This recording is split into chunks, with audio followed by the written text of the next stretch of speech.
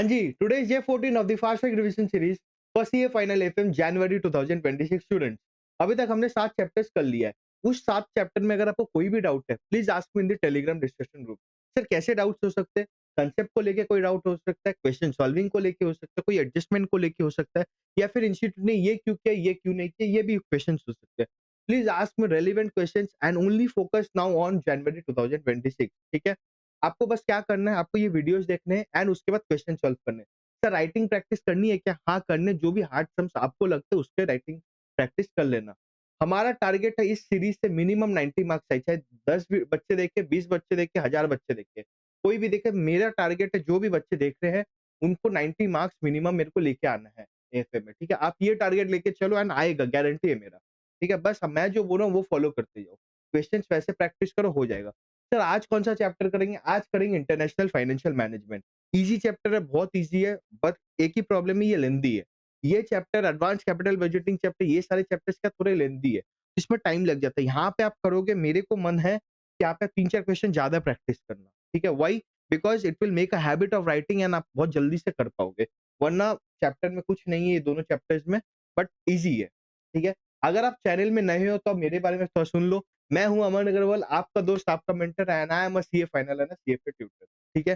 So let's start today with the IFM international finance management. Sir ये chapter में क्या-क्या है पहले हम लोग सीख लेंगे। पहले हम समझेंगे सर आईएफएम में इसका मतलब क्या होता है, व्हाट इट इज़, ठीक है? क्यों इसका रिक्वायरमेंट है, व्हाई, ठीक है?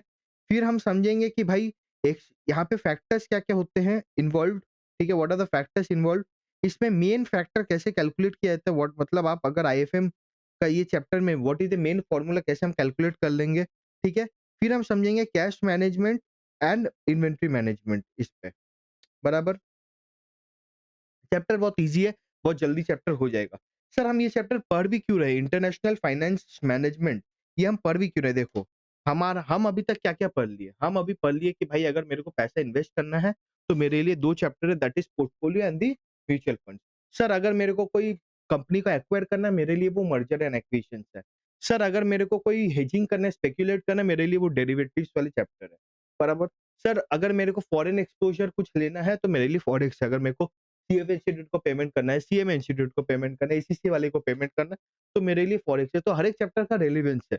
तो सर इंटरनेशनल फाइनेंस मैनेजमेंट का क्या रेलेवेंस है? मेरे और आपके लिए भले ही नहीं हो सकता एज़ ऑफ नाउ, ठीक है? बिकॉज़ वी आर इंटू आप आर्टिकलशिप में होगे, मैं अभी एजुकेशन में हूँ, ठीक है? मैं इंडिया में ही पढ़ा रहा हूँ अभी। तो मेरे लिए भी अभी कोई इम्पोर्टेंट नहीं होगा इंटरनेशनल फाइनेंस मैनेजमेंट, बट कोई भी बड़े कंपनीज़ जो होते चाहे वो रिलायंस को मान लो, अडानी मान लो, आपका सिप्ला मान लो, कोई भी मान लो, कोई भी कंपनी जो आउटसाइड इंडिया मतलब ग्लोबली ट्रेड करती है, ठीक है? उसके लिए चैप्टर बहुत इंपॉर्टेंट है। तो ये चैप्टर है क्या? देखो आज एक कंपनी, एक ग्लोबल एमएनसी कंपनी जो है, उसको बस एक कंट्री को मैनेज नहीं करना होता, उसको दसों कंट्री, अगर 10 कंट्रीज़ में वो है, उसको वो 10 कंट्री को मैनेज करना होगा, उसके बिज़नेस ऑपरेशंस को, बराबर? और अगर मान लो आज जैसे मैं बार्कलेज़ में था, ठीक है? Barclays is a UK bank, बराबर? अब वो बैंक को मान लो इंडिया में अपना private equity bank was expanding, ठीक है? Right, when I left it, तो वो एक्सपैंड कर रहा था। तो जब एक्सपैंड कर रहा है वो, उसको तो सोचना पड़ेगा ना कि भाई मैं ये इंडियन मार्केट पे एक्सपैंड करूँ कि नहीं करूँ? ये प्रोजेक्ट मेरे लिए फीज़िबल होगा कि नहीं? सर ये प्रोजेक्ट क्या है उसके लिए? भाई उसको एम्प्लॉयी एम्प्लॉय करना पड़ेगा, उसको इंफ्रास्ट्रक्चर लाना पड़ेगा, उसको क्लाइंट्स लाने पड़ेंगे। तो ये सारा जो चीज़ है, ये मेरे को इंटरनेशनल फाइनेंस मैनेजमेंट बताएगा। सर क्यों मेरे को कैपिटल बजटिंग ये क्यों नहीं बताएगा? कैपिटल बजटिंग में ये प्रॉब्लम है या डिफरेंस ये है, कैपिटल बजटिंग आप मोस्टली देखते हो इन मतलब डोमेस्टिक पे आप क्या कर रहे हो?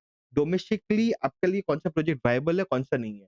इंटरनेशनल फाइनेंस मैनेजमेंट में डिफरेंस ये है, आप देखोगे भाई आप मैं बाहर का दुनिया में, मैं अपने कंट्री में, अपने देश में बैठ के बाहर देश में जब काम करूँगा, वो मेरे लिए वायबल है कि नहीं? क्योंकि लास्ट में अगर मान लो मैं अगर जाके यूएस में काम करता हूँ, कोई भी प्रोजेक्ट लेता हूँ, मेरे को देखना है मेरे को जो गांधी जी का नोट है, वो कितना मिलेगा? मेरे को डॉलर से ना मतलब है, ना पाउंड से मतलब है। मैं भले ही उसको हेज कर लूँगा, कुछ भी कर लूँगा, दैट इज़ डेरिवेटिव्स, फॉरेक्स सब कर लूँगा। बट मेरे को देखना है मेरे नेट के लिए मेरे लिए क्या फ़ायदा है। अब यहाँ पे एक और एक क्या होता है, हर जन को हर एक कंपनी का एक टैक्स लॉ होता है, बराबर? हर एक कंपनी का एक रेगुलेशंस होता है। सॉरी, हर एक कंट्री का एक रेगुलेशंस होता है। रे कंट्री का रेगुलेशन क्या होता है कि भाई आप डायरेक्टली ऐसे कर नहीं सकते हो इन्वेस्ट, मतलब आप डायरेक्टली मैन्युफैक्चर नहीं कर सकते हो। काम नहीं कर सकता। आपको क्या करना पड़ेगा, आपको वहाँ पे अपना कंपनी खोलना पड़ेगा। जैसे हम इंडिया अभी बोलता है विकसित भारत बनने के लिए मेड इन इंडिया होना चाहिए। तो वी आर नॉट सेइंग कि इंडियन कोई कंपनी होनी चाहिए, हम बोल रहे हैं कि भाई आप बाहर के कंट्री हो चलेगा मेरे को, आप आओ अंदर, आप इंडिया पे आओ, इंडिया में अपना कंपनी सेटअप करो, मैन्युफैक्चरिंग लगाओ, फिर आप बेचो माल। हम वो बात बोल रहे हैं बराबर, तो दैट इज़ वेयर अभी मान लो हम टेस्ला को बोले कि भाई यहाँ पे आके गाड़ी बनाना है तेरे को या शोरूम खोलना है, तो वो चेक करेगा, वो यही चैप्टर को लगाएगा कि भाई इंडिया और यूएस का एक्सचेंज रेट देखेगा या कुछ देखेगा। वो ओवरऑल देखेगा मेरे लिए फिज़िबल है कि नहीं इंडिया में जाके काम करना। अगर फिज़िबल है, फिज़िबल कैसे चेक करेगा? हमें पता है नेट प्रेजेंट वैल्यू निकाल के एनपीवी कि भाई मैं कितना लगा रहा हूँ, कितना मेरे को रिटर्न मिलेगा। 5 साल का प्रोजेक्ट है, 10 साल का प्रोजेक्ट है, तो एटलीस्ट मैं एक 5 साल के लिए चलूँगा कि 5 इयर्स में मैं क्या लेके चलूँगा, 5 साल में मेरे को क्या मिलेगा? तो वो हम चेक करते हैं यहाँ पे, समझ आया डिफरेंस? तो अब हम ये तो इसके लिए हम ये आईएफएम चैप्टर को पढ़ते हैं, तो व्हाट तो समझ में आ गया, क्यों भी समझ में आया सर, कि क्या होता है पहले हम समझ में हम देखते हैं कि ग्लोबली हमें जो जाना है, कोई प्रोजेक्ट्स लेना है, वो मेरे को कैसे देखना है, वो प्रोजेक्ट्स कैसे होंगे, ठीक है? फिजिबल होंगे कि नहीं होंगे, वो चेक करने के लिए। हम क्यों करते हैं ये चैप्टर या क्यों ये करते हैं? बिकॉज़ अगर हम ग्लोबली हैं, तो हमें बहुत कुछ मैनेज करनी पड़ेगी। बस मैं धंधा चालू कर लूँगा तो नहीं चलेगा, मेरे को बहुत कुछ मैनेज करना है। अब सर फैक्टर्स क्या होंगे? क्यों मतलब what are the main factors यहाँ पे क्या फैक्टर्स इम्पोर्टेंट होते हैं? द फैक्टर इज़ पहले रेगुलेशन क्या है? Government regulation of the country जहाँ पे आप ऑपरेट करना चाहते हो। सेकंड एक्सचेंज रेट, अभी मान लो रूपी पर डॉलर वोलेटाइल बहुत ज़्यादा है, तो भाई मैं उसको कंसीडर करके चलूँगा। बिकॉज़ अगर मैं कंसीडर नहीं करूँ तो मेरे लिए गांधी जी डेप्रिशिएट भी कर सकता है, एप्रिशिएट भी कर सकता है। मेरे को मेरे देश में घर पे जवाब देना पड़ेगा, मैंने घर पे कितना रोकड़ा लाया। मेरे घर वाले नहीं मानेंगे कि डॉलर कितना लेना है, तो घर वाले से यहाँ पे मैं मतलब बोल रहा हूँ शेयर होल्डर्स। अगर रिलायंस कोई जगह जाके इन्वेस्ट करता है, तो उसको मैं नहीं मानूँगा कि if I am a share holder of Reliance I will not entertain कि वो डॉलर पे क्या कर रहा है। आई विल एंटरटेन कि भाई गांधी जी आप कितना लेके आ रहे हो because I am considered about Gandhi ji. बराबर? Now Gandhi ji as in Indian currency. समझ आया ये लॉजिक? ठीक है, तो पहला सर एक्सचेंज रेट हो गया, सेकंड हो गया रेगुलेशंस, थर्ड हो गया भाई रिपैट्रिएशन आप कितना करने देते हो। Sir what is repatriation? Repatriation is मतलब अगर मान लो जैसे टेस्ला यहाँ पे इंडिया में आया, ठीक है? अब इंडिया में आके मान लो उसने 10 गाड़ी बेचा। 10 गाड़ी बेच के खर्चा-वर्चा बाद देके उसने मान लो 50 लाख का कमाई किया। 50 लाख उसका नेट प्रॉफिट है। अब इंडियन गवर्नमेंट मोदी जी उसको 50 लाख लेके जाने देंगे कि नहीं जाने देंगे वो है। मान लो रिपैट्रिएशन मतलब आप अपने देश में दूसरे देश में जो कमाए हो, वो वापस लेके आ पाओगे कि नहीं? अगर मैं लेके जाने दूँगा व्हाट आर द कंडीशंस? कभी-कभी कोई-कोई जगह है कि टैक्स देना पड़ेगा आपको।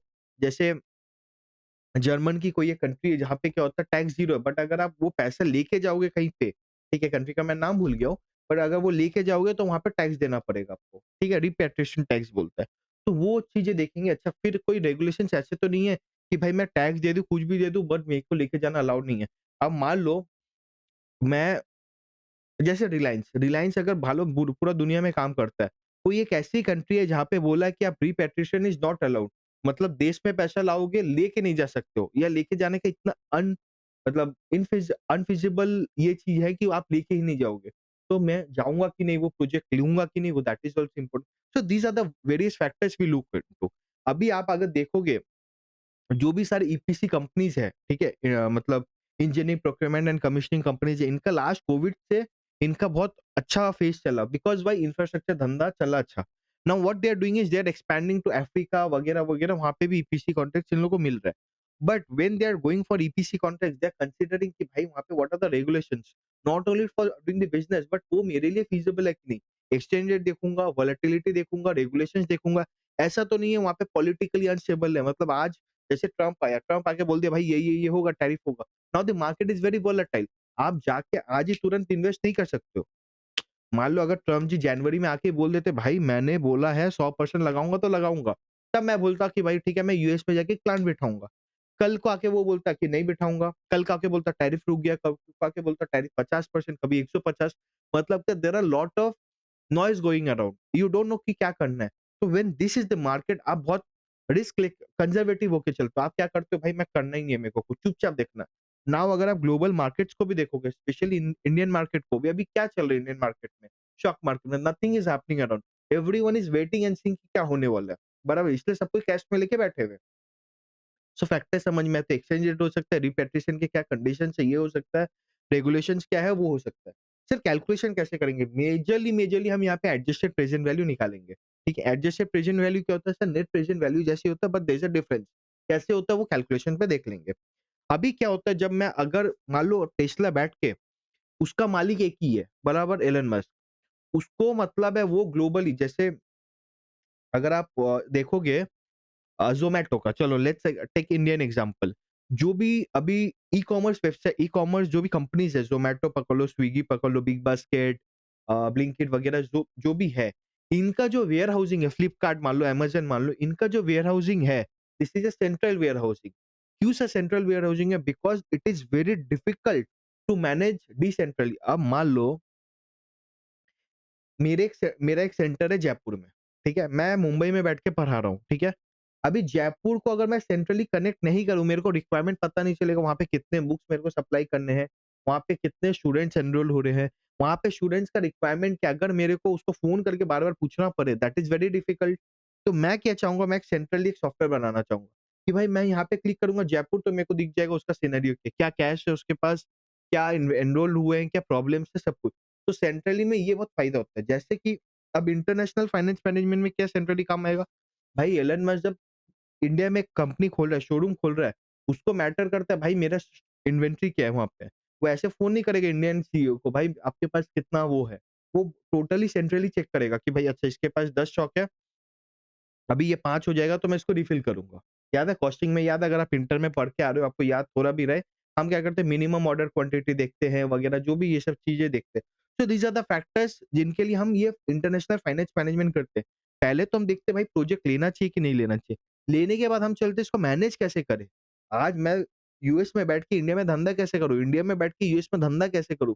उसके लिए मेजरली 2 चीज़ें होती है। बाकी एक कैश है, एक इन्वेंटरी, ये दोनों बहुत बड़ा एक फैक्टर होता है मैनेज करने के लिए। बिकॉज़ अब कैश में कैसे मैनेज होगा? मान लो मेरे को अब इंडियन कंपनी है, मान लो रिलायंस का एक यूएस में भी कंपनी सब्सिडियरी बराबर? तो उसका 100% सब्सिडियरी है, उसको कंसोलिडेट करेगा, सब मैनेज करेगा। अब रिलायंस हो सकता है कोई एक सर्विस लिया है यूएस से, ठीक है? रिलायंस इंडियन कंपनी सर्विस लिया है यूएस से। अभी उसको पेमेंट करना है एंड सब्सिडियरी का कुछ पेमेंट रिलायंस को मिलने वाला है। तो वो इसको मैनेज कैसे करेगा कि भाई मेरा नेट में नेटिंग हो जाए बेसिकली, ठीक है? मेरा कम से कम इनफ्लो आउटफ्लो हो। मतलब मेरा जो इनफ्लो आउटफ्लो है वो एकदम अच्छे मतलब जैसे अभी आप अगर देखोगे आफ्टर डिजिटलाइजेशन अगर आप ऑडिट तो अभी कर रहे हो ना बिकॉज़ आप तो अभी आफ्टर कोविड वाले जो भी आर्टिकलशिप किए हो, तो आप देखोगे अगर आप बैंक स्टेटमेंट खोलोगे ना पागल हो जाओगे। एक बंदे का अगर लाख रुपए भी सैलरी है, उसका 10-10 पेज का बैंक स्टेटमेंट है बिकॉज़ ऑफ यूपीआई। अब पहले क्या होता था नॉर्मली लोग कैश में ख खर्चे करते थे। प्री कोविड बिकॉज़ डिजिटलाइजेशन नहीं था इतना। तो हमारे पास बैंक स्टेटमेंट कम आता था। मान लो अगर 1 लाख वाला है उसके पास 2 पेज का बैंक स्टेटमेंट होगा। बराबर मेजरली वो देयर वाज़ अ बैंक बहुत लंबे चौड़े ट्रांज़ैक्शंस होते थे। अभी क्या ₹1 का भी यूपीआई हो रहा है, ₹10 का भी हो रहा है, ₹1000 का भी हो रहा है। तो यहाँ से वॉल्यूम बढ़ गई, यहाँ से मैनेज करना डिफिकल्ट हो जाता है। तो दैट इज़ व्हाई हम कैश मैनेजमेंट में ये करते हैं जो कंपनीज़ का जो भी ट्रेज़री होता है वो उसका रिक्वायरमेंट ये होता है उनको ये देखना पड़ता है कि भाई मेरा इनफ्लो आउटफ्लो कैसा है, मैं उसको मैनेज कैसे करूँ? मेरा वर्किंग कैपिटल भी बराबर रहे, मेरा सब कुछ स्मूथ भी चले and there is a minimum cost because आज अगर इंडियन रिलायंस को डॉलर को एक बार कन्वर्ट करना है, खरीदने के लिए, एक बार बेचने के लिए, उसका एक खर्चा भी तो एक एम्प्लॉयी को जाके बैठना पड़ेगा, ट्रांज़ैक्शन कॉस्ट देना पड़ेगा, भले ही एक्सचेंज रेट आप सेम पकड़ के चलो, ट्रांज़ैक्शन कॉस्ट डबल लगेगा, कुछ चार्जेस डबल लगेंगे, तो कैसे मिनिमल करें? अब आप सोचिए 1000-2000 नहीं, वो करोड़-करोड़ में, बिलियंस में काम करते हैं। तो थिंक ऑफ इट कि उनका ट्रांज़ैक्शन कॉस्ट क्या होगा, बराबर? सो दीज़ आर द फैक्टर्स जो के लिए हम कैश मैनेज करते हैं। सेम गोज़ फॉर इन्वेंटरी कि भाई इन्वेंटरी वहाँ कहाँ है, ये क्या है? आज मान लो मैं फ्लिपकार्ट में यहाँ से बैठ के मैं कोई माल ऑर्डर कर रहा हूँ, कोई गुड्स ऑर्डर कर रहा हूँ, that is manufactured and majorly वो डोमिनेटेड है मान लो जयपुर में, ठीक है? अब मेरे को क्या करना है? भाई मैं तो ऑर्डर कर दिया, अगर वो सेंट्रली है, तभी वो जयपुर वाला माल मेरे को देगा, वरना फिर मेरे को रिक्वेस्ट करना पड़ेगा, फिर वो रिक्वेस्ट जाएगा, फिर फ्लिपकार्ट वाला अपना इंटरनली करेगा, करते-करते टाइम लग जाएगा। अगर आपको याद है हम कोई इंटर में कोई चैप्टर में ऐसा पढ़ते भी हैं। ये कॉस्टिंग में आई गेस हम पढ़ते हैं, ठीक है इसको लेके। तो these are the things we have to look for. समझ आया क्या ये? हाँ या ना? येस और नो इतना समझ आया? मेजरली आईएफएम में यही आप थ्योरी अगर मैंने 10-15 मिनट जो भी बोला है, this is the major theory which you have to look for. Otherwise international finance management में कोई थ्योरी नहीं है। Same will go for advance capital budgeting. वहाँ पे हम सम्स ज़्यादा फोकस करेंगे, वो कांसेप्ट वाइज़ बहुत कम रहेगा। मेरा ये मानना है आईएफए में अगर कोई चैप्टर सम आ जाए बिकॉज़ आईएफएम का सम जो होगा ये एडवांस कैपिटल बजटिंग का जो सम होगा वो बहुत बड़े सम्स होंगे। वो आपका 10 2-5 मतलब बहुत छोटे सम्स नहीं होंगे जैसे डेरिवेटिव्स में सम्स कुड बी छोटा। फॉरेक्स में सम का क्वेश्चन का length could be bigger but the solution could be very short. See this are the time we have to manage, ठीक है? समझना इंपॉर्टेंट नहीं, अब तो हम समझ लिए, but what are the tricks we should involve? I will suggest, अगर आईएफएम या एडवांस कैपिटल बजटिंग या फिर बिजनेस वैल्यूएशन, ये तीनों चैप्टर अब जो भी बाकी है, अभी आज से जो भी वीडियोस बाकी है, आईएफएम बाकी है, कैपिटल बजटिंग बाकी है, बिजनेस वैल्यूएशन, ये तीनों अगर क्वेश्चन आए, if it is not coming in compulsory, I will say do it at the last exam में। क्यों से लास्ट में बोलो? बिकॉज इस पर टाइम जा सकता है, क्वेश्चन भले ही पढ़ लो 15 मिनट में, आपको अगर लगता है वो क्वेश्चन इजी है एंड दैट मतलब उसका सोल्यूशन और समथिंग दैट वो जो पूछ रहा है वो बहुत कम है, मतलब आप जल्दी से कर लोगे, you will not take time, तब तो कर लो भाई पहले। अगर आपको लगता है नहीं, थोड़ा कॉन्फिडेंस हिला हुआ है या कुछ गड़बड़ है, कैलकुलेशंस बहुत ज्यादा है, आई will suggest do at the last. क्यों सर? अगर मान लो आप 100% कंप्लीट भी नहीं कर पाए, बाय गॉड्स ग्रेस आप कर लोगे, लेकिन भगवान करे अगर कभी ना कर पाए, तो एटलीस्ट आपको हाफ मतलब शेप मार्किंग तो मिल जाएगा, बाकी सम्स तो नहीं छूटेंगे, ठीक है? अगर आपको लगता है नहीं सर बहुत ईज़ी है एंड इट इज़ डूएबल, मैं कर लूँगा जल्दी से, तो आप कर लेना, फिर कोई दिक्कत नहीं है। बट इसमें एक ही है प्रैक्टिस। ये तीनों जो चैप्टर्स है, IFM, advance capital budgeting, business valuation, लोग बोलते हैं नहीं करना चाहिए, मैं बोलता हूँ प्रैक्टिस करना चाहिए, बिकॉज़ बाकी चैप्टर्स पे क्या प्रैक्टिस करो नहीं करो, that will not matter too much, because again वो कैलकुलेटर में स्क्रिबल करके हो जाएगा। यहाँ पे क्या है ना, आपको इंस्टीट्यूट मतलब लिख के ही करना पड़ेगा, बिकॉज़ वो नहीं तो बहुत सारे रेट्स होंगे कन्वर्जन वगैरह-वगैरह। So I will suggest, please make sure कि भाई आप 1-2 सम तो मिनिमम एक्स्ट्रा कर लो इसमें, ठीक है? बाकी ये मेरा गाइडेंस था, आप जो आपको सही लगे वो करना, that is up to you. इसमें थियोरेटिकल कुछ है कि फॉरेन फंड्स कैसे ले सकते हो, जैसे करेंसी कन्वर्टिबल बॉन्ड है, जेडीआर है, अमेरिकन डिपॉजिट रिसिप्ट है, ये सब है। तो ये सब मैं नहीं जा रहा हूँ अभी, because that theory I guess you will do that, वरना मैं काम करूँगा जब मैं थ्योरी पोर्शन करवाऊँगा, उस पे मैं उसको कवर कर लूँगा। समझ आया? ठीक है? Now let's straight away go to the sums. Sums में क्या है, इसमें सम्स थोड़े कम है, so what I will do is I will do ICI book के इलस्ट्रेशंस भी हम करेंगे इसमें। तो इलस्ट्रेशंस करेंगे एंड इंस्टीट्यूट के क्वेश्चंस करेंगे। बाकी जो सिमिलर या आरटीपी वाले क्वेश्चंस है ना, दोज आर मोस्टली सेम, तो हम दिमाग कम लगाएंगे उसमें, ठीक है? चलो करते हैं। आईसीआई बुक के इलस्ट्रेशन नंबर 1, प्लीज इलस्ट्रेशन इसके जरूर से करना। Perfect INC, a US-based pharmaceutical company, has received an offer from HCO Limited, a company engaged in manufacture of drugs to cure dengue, to set up a manufacturing unit in Buddy, HP, India in a joint venture। तो एक कोई US वाली company है, उसको एक offer मिला है India में, हरियाणा हिमाचल में आके भाई तुम एक मैन्युफैक्चरिंग प्लांट बिठाओ with the help of a जेवी।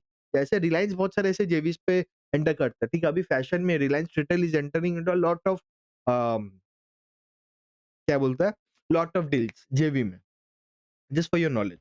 As per the joint venture agreement, Perfect Incorporation will receive 55% share of the revenue plus a royalty at the rate $0.01 per bottle। मतलब वो जितना माल बेचेगा, हर एक माल बेचने पे उसको $0.01 मिलेगा एज अ रॉयल्टी, एंड जो भी रेवेन्यू है उसके 55% मिलेगी। The initial investment will be 200 crore rupees for machinery and factory. खर्चा क्या होगा मिनिमल, द इन्वेस्टमेंट क्या होगा जो आज मैं दूंगा 200 करोड़ रुपया इंडियन रुपीज में। The scrap value of machinery and factory is estimated at the end of 5 years to be 5 crore. मतलब क्या बोला, मेरे को बोला गया भाई 5 साल बाद जाकर ये बंद होता है ये जेवी, बिकॉज जेवी में हम क्या बोलते हैं, नॉर्मली एक लिमिटेड टाइम फ्रेम के लिए दिया जाता है। तो बोलता है जब बेचूंगा मैं, भाई भाई 200 करोड़ वाला 5 का दाम होगा स्क्रैप वैल्यू। इससे हमें क्या पता चल सकता है, इससे हम मशीनरी का एटलीस्ट डिप्रिसिएशन निकाल सकते हैं अगर कुछ नहीं दिया हुआ है। The machinery is depreciable at the rate 20% on the value of on the value net of salvage value using SLM। SLM method से आप कर लोगे, ठीक है? 5 साल का। An initial working capital to the tune of 50 crore shall be required and thereafter 5 crore each year। तो पहला साल जब मैं आज स्टार्ट करूँ, मान लो परफेक्ट आया इंडिया में, ठीक है? मैंने उसका स्वागत किया, स्वागत करने के बाद बोला भाई मेरे को 200 करोड़ दे तू, क्या चीज के लिए दे? फॉर मैन्युफैक्चरिंग का सेटअप, एंड मेरे को 50 करोड़ दे फॉर इनिशियल वर्किंग कैपिटल, फिर हर साल तो मेरे को 5 करोड़ देना। समझ आया यहाँ तक? हाँ सर समझ आया। फिर बोलते हैं एज पर जीओआई डायरेक्शंस मतलब regulations, it is estimated that the price per bottle will be 7.5 and the production will be 25 crore per bottle. तो मेरे को बोल दिया वॉल्यूम दे दिया है, ठीक है? मेरे को वॉल्यूम बोला हर साल 24 करोड़ बॉटल्स मैन्युफैक्चर होंगे एंड हर एक बॉटल का प्राइस होगा 7.5। आपको पता होगा pharmaceutical and defence is a restrictive मतलब रेगुलेटेड इंडस्ट्री, ठीक है? तो वहां पे आप और मैं फ्रीली डिसाइड नहीं कर सकते हैं कि क्या होगा। जैसे कि हाँ, डिफेंस में भी नहीं कर सकते, बराबर? जैसे टेलीकॉम में भी कहीं न कहीं आप नहीं कर सकते हो, दैट इज़ नॉट फ्रीली कि आप कोई भी प्राइस डिटरमाइन कर दो, ठीक है? The price in addition to inflation of respective will year shall be increase by ₹1। तो जो भी मेरा धंधा माने ₹7.5 जो भी मेरा प्राइस चल रहा है, वो हर साल ₹1 से बढ़ेगा बिकॉज़ ऑफ इन्फ्लेशन। तो यहाँ पे क्या फैक्टर बोल दिया, मेरा कैश फ्लो किससे बढ़ेगा? This will be a nominal cash flow और a real cash flow. Nominal होगा अगर मैं ऐड कर लूँ उसको, बराबर। The production cost will be 70 40% of the revenue. तो क्या मेरे को एक बात बताओ, आज अगर ₹7.5 है, कल मैं बोलता हूँ इन्फ्लेशन के लिए ₹1 बढ़ जाएगा। तो क्या मेरा जो प्रोडक्शन कॉस्ट का जो कैश फ्लो है, वो भी बढ़ जाएगा? बराबर है, बढ़ेगा। तो वो जब बढ़ेगा, तो that will be a nominal cash flow और a real cash flow. Nominal cash flow, बराबर। एक जन कोई क्वेश्चन पूछा था मेरे को टेलीग्राम, आई डोंट नो, मतलब वो क्वेश्चन पूरा आई डिडन्ट सी वो क्वेश्चन पूरा सही से, बस एक पार्ट दिया हुआ था। आई don't know what you said, ठीक है? अगर आप हो तो मेरे को पूरा सॉल्यूशन भेज दो, क्वेश्चन भेज दो, तब मैं समझा दूँगा। बट नॉर्मली कैश फ्लो हम कब चेंज करते हैं? आई थिंक उसका क्वेश्चन था, एक क्वेश्चन में नॉमिनल पूछा गया, एक क्वेश्चन में रियल कैश फ्लो। क्यों why there is a difference?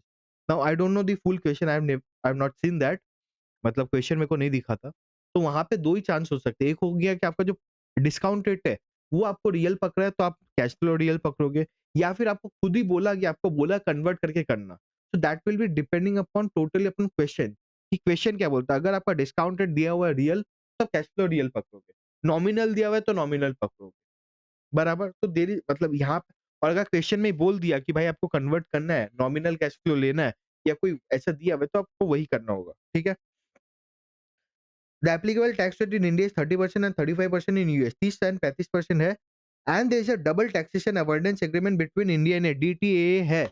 आपको पता ही होगा, आप अगर because now you are in the last 1 month is left, तो आपको पता होगा DTA क्या होता है। अगर नहीं पता है, कोई भी मतलब आपको पता होगा डायरेक्ट टैक्स का कोई भी आप किताब में देख लो, डीटीए के एग्रीमेंट्स के बारे में लिखा हुआ है।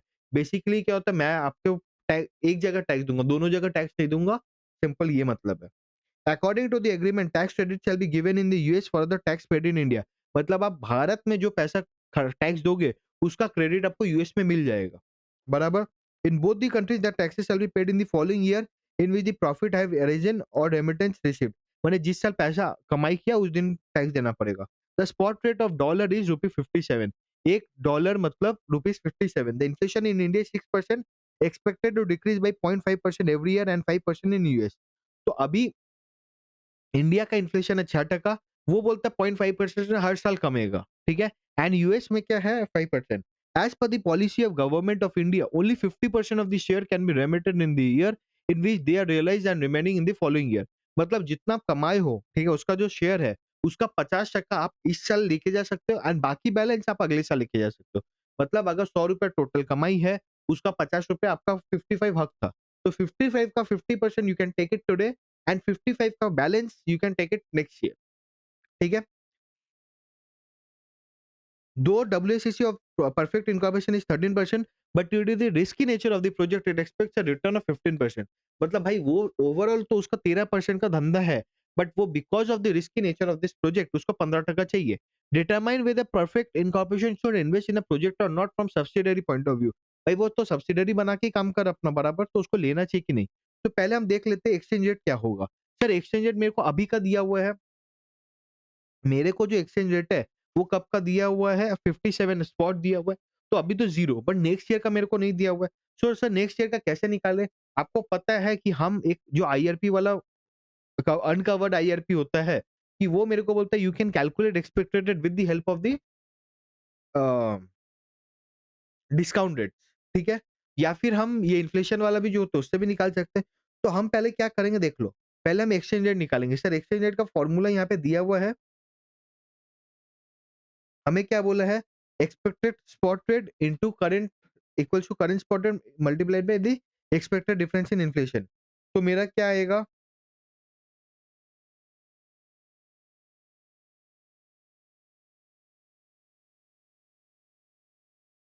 मेरा इन्फ्लेशन कितना था 1.06, तो 1.06 डिवाइड बाय 1.05 इनटू 57, ये हो गया मेरा 57.54, बराबर। नेक्स्ट ईयर क्या होगा, 57.54 इनटू 1.055 डिवाइड बाय 1.05, 57.82, फिर 57.82 इंटू 1.05 डिवाइड बाई 1.05, 57.82। सिर्फ आप 1.055 क्यों बोलो? बिकॉज मेरे को क्या बोला, हर साल मेरा इन्फ्लेशन 0.5 से कमेगा, बस इंडिया का, यूएस का स्टैग्नेंट रहेगा, सेम रहेगा। मतलब फर्स्ट ईयर 6% है तो सेकेंड ईयर 5.5 होगा, थर्ड ईयर मेरा 5 होगा, फोर्थ ईयर मेरा 4.5 होगा, फिफ्थ ईयर मेरा 4% होगा एंड सिक्स ईयर मेरा 3.5% होगा। ये इंडिया का इन्फ्लेशन, बट यूएस का सेम रहेगा। तो ऐसे करके आप निकाल लोगे इन्फ्लेशन एक्सचेंज रेट बराबर। मेरे को एक्सचेंज रेट मिल गया, मेरे को वॉल्यूम भी दिया हुआ है, ठीक है। अब मैं निकालूंगा एनुअल मेरे को कमाई कितना होता है। तो 24 करोड़ इंटू 7.5 पहला साल 180,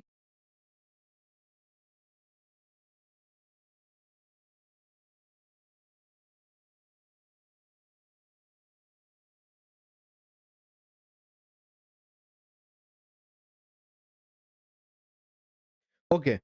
यहाँ पे क्या बोला था, सॉरी मैंने एक मिस्टेक कर दिया था, यहाँ पे बोला था the price in addition to the inflation. मतलब इन्फ्लेशन जो भी आएगा वो तो आप ऐड करोगे, उसके साथ और 1 रुपया बढ़ेगा।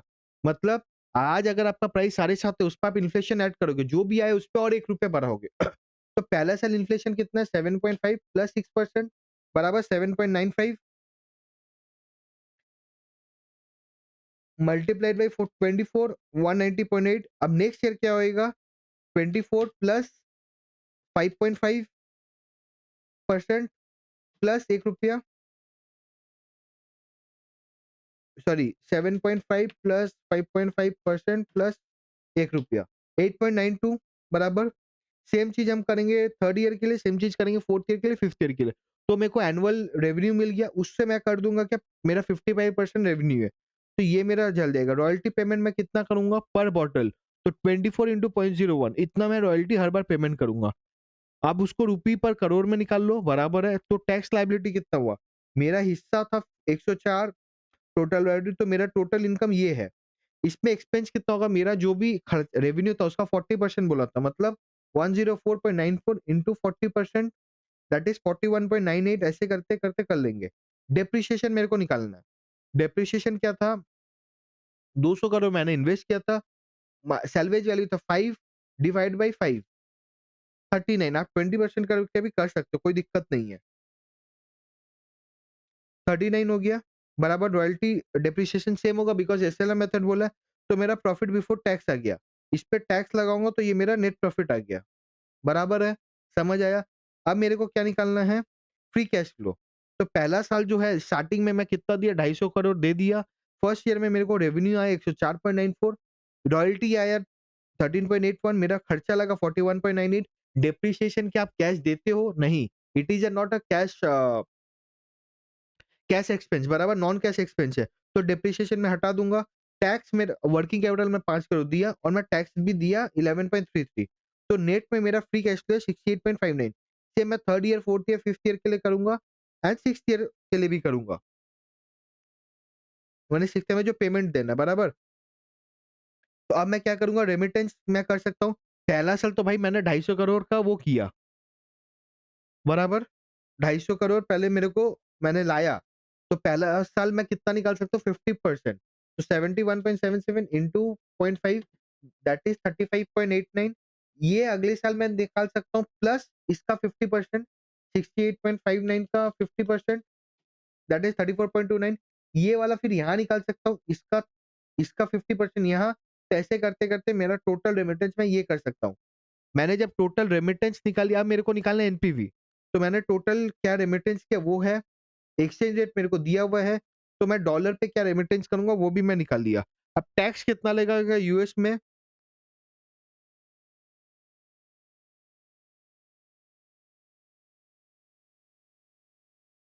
यूएस का टैक्स क्या बोला था,